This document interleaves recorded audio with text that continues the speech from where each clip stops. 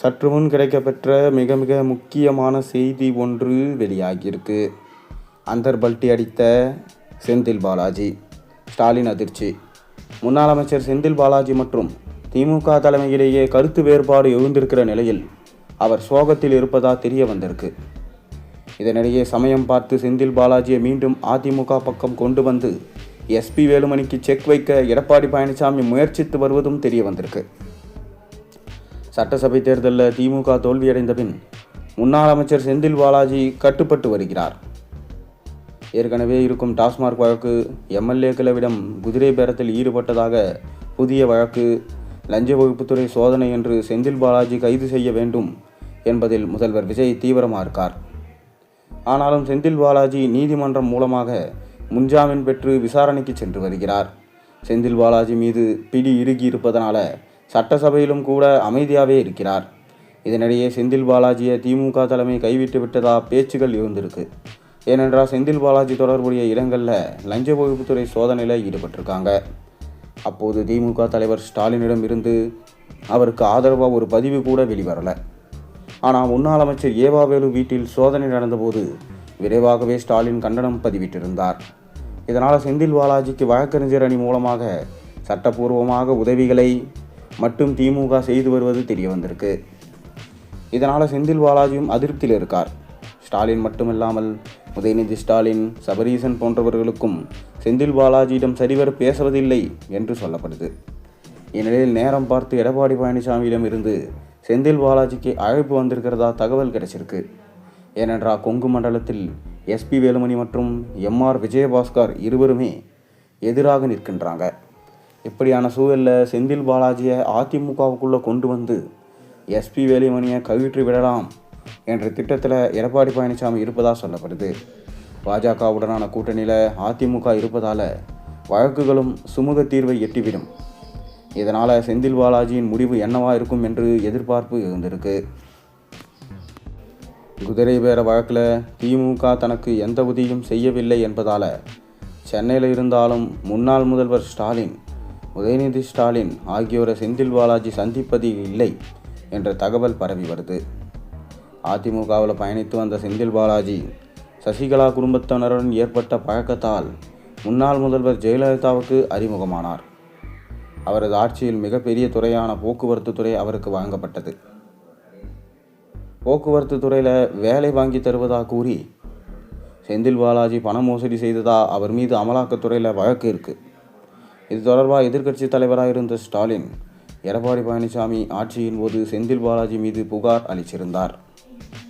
இந்நிலையில் செந்தில் பாலாஜி திடீரென திமுகவில் இணைந்த நிலையில் அந்த வழக்கு திமுக கண்டுகொள்ளவே இல்லை.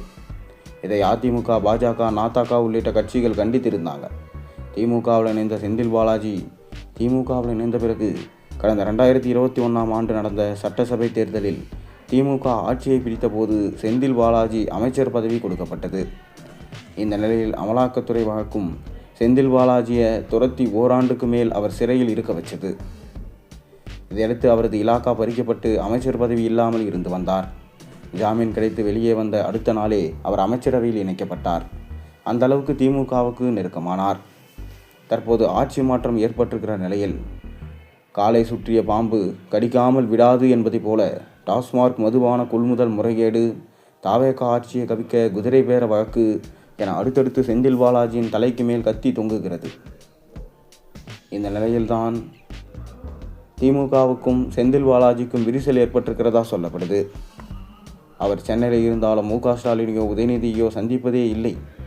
மேலும் சட்டசபையில் கூட அவர் சீனியர்களுடன் பேசுவதில்லை என்கிறார்கள். இது குறித்து திமுக நிர்வாகிகள் சிலரிடம் கேட்டபோது அவங்க என்ன சொன்னாங்கன்னா, இதுவரை திமுக வரலாற்றில் எந்த சீனியர்களுக்கும் செந்தில் பாலாஜி இருப்பது போல் ஏகப்பட்ட வாய்ப்புகள் இல்லை. எனினும் செந்தில் பாலாஜிக்கு திமுக தலைமை அதிக முக்கியத்துவம் கொடுத்து வருது. எனவே அவரை திமுக தலைமை கண்டுகொள்வதில்லை என சொல்ல அதை ஏற்க முடியாது. மேலும் கரூர், கோவை, மேற்கு மாவட்டங்களில் திமுகவின் வாக்கு வங்கியை பலப்படுத்தியதில் செந்தில் பாலாஜியின் பங்கு அதிகம். திமுக தலைமை அவரை கண்டுகொள்ளாமல் விட்டால் வரும் தேர்தல்களில் கொண்டுமங்கலத்தில் மீண்டும் திமுக கொடியை நாட்ட முடியாது என்பதில் திமுக தலைமைக்கு நன்கு தெரியும். பொதுவாக வழக்குகள் என வந்துவிட்டால் அதை அவரவர் சந்தி கொடுத்து கொள்ள வேண்டும். இதில் கட்சி தலையிடாது. கண்டன அறிக்கைகளை விடும், திறமையான வழக்கறிஞர்களை நியமித்து வாதாட வைக்கும், போராட்டங்களை முன்னெடுக்கும். ஆனால் வழக்கு குறித்து சட்ட ரீதியாக திமுக தலைமை தள்ளி நிற்குது என்று சொல்வது தவறு. மேலும் செந்தில் பாலாஜியும் திமுக தலைமையை தவிர்ப்பதே வாய்ப்பே இல்லை. தற்போதைய சூழலில் திமுகவில் செந்தில் பாலாஜிக்கு அதி முக்கியத்துவம் இருக்குது. அவரது பரிந்துரையின் பேரில்தான் கோவை வைஷ்ணவிக்கு பதவி வழங்கப் போகிறார்கள். அப்படி இருக்கும் நிலையில் யாராவது கட்சி தலைமையோடு முறைத்து கொள்வார்களா? எம்எல்ஏவாக இருக்கும் செந்தில் பாலாஜி கட்சிக்கு எதிராக செயல்பட்டால் அவரது எம்எல்ஏ பதவி பறிபோகும் என்பது அவருக்கு நன்கு தெரியும். அப்படி இருக்கும் சூழலில் தனது வழக்குகளுக்காக செந்தில் பாலாஜி பாஜகவுடன் நெருக்கம் காட்டுகிறார் என சொல்வது முரணானது. இதுவரை செந்தில் பாலாஜி சந்தித்த அனைத்து உச்சநீதிமன்ற, உயர்நீதிமன்ற வழக்குகளிலும் திமுகவின் முன்னணி வழக்கறிஞர்கள் தான் ஆஜராகி வழக்கை நடத்தியிருக்கிறாங்க. இப்படி சட்ட ரீதியான திமுகவில் கிடைக்கும் உதவியை விட்டுவிட்டு செந்தில் பாலாஜி தனித்து செயல்பட்டால் அவர் மேலும் சிக்கலை சந்திப்பார் என திமுக நிர்வாகிகள் தற்போது சொல்லிக் கொண்டு வருகிறார்கள்.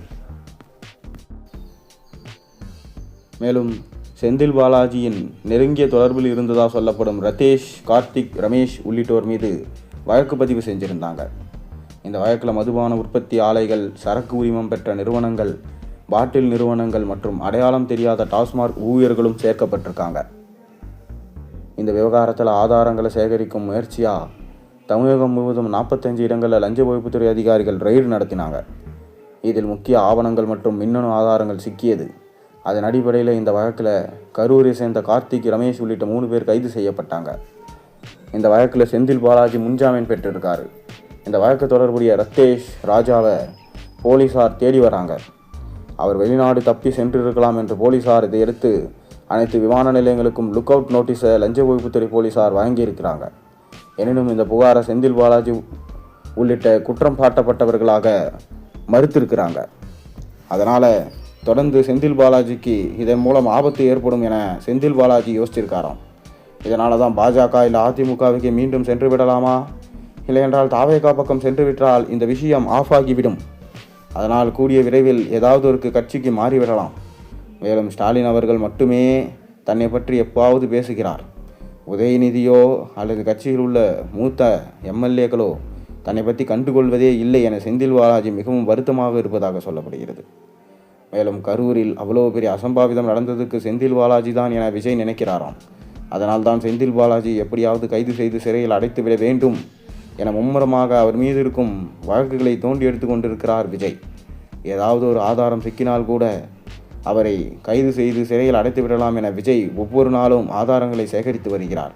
இதனால் தான் செந்தில் பாலாஜி தப்பிக்கவே முடியாத சூழல் வந்ததால் தான் அந்தர்பல்ட்டி அடிக்கலாம் என்கின்ற யோசனையில் செந்தில் பாலாஜி இருக்கிறாராம். மேலும் இது ஸ்டாலினுக்கு மிக பெரும் தலைவலியாக மாறியிருக்கு.